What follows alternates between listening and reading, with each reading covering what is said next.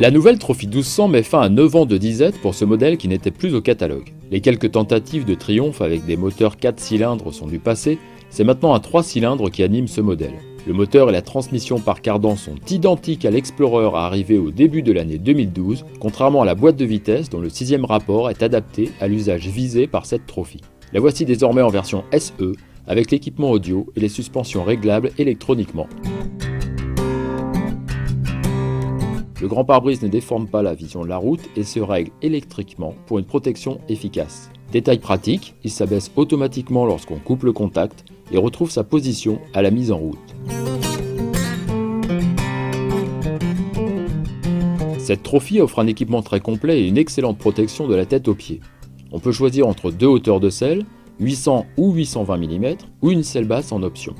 On apprécie également le régulateur de vitesse au guidon droit, l'anti-patinage déconnectable, l'indication de la pression des pneus et le tableau de bord parfaitement lisible et très complet. Pour les bagages, deux sacoches de 31 litres accueillent un casque intégral. Poignées et selles chauffantes sont par contre en option.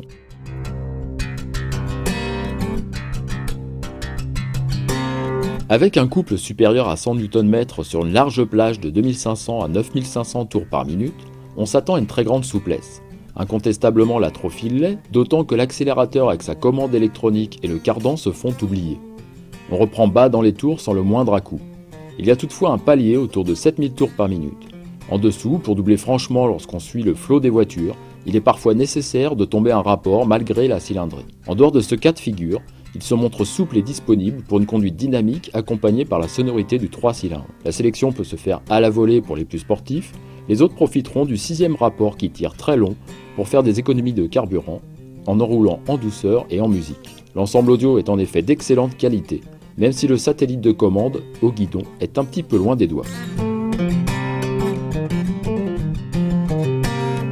Les suspensions réglables électroniquement sur cette version SE s'ajustent depuis le guidon, en précharge pour l'amortisseur et en détente pour l'ensemble. Celle-ci peut être modifiée en roulant. La Trophy s'engage aisément dans une courbe dès qu'on l'incline un peu, mais lorsque le rythme augmente, il faut garder à l'esprit ses 3 quintaux et le centre de gravité un peu haut qu'il faudra gérer en situation d'urgence. On apprécie également le freinage ABS couplé avant-arrière avec le report exponentiel sur l'avant de la pression exercée à l'arrière. Ce système limite les transferts de masse, peu confortable pour le passager.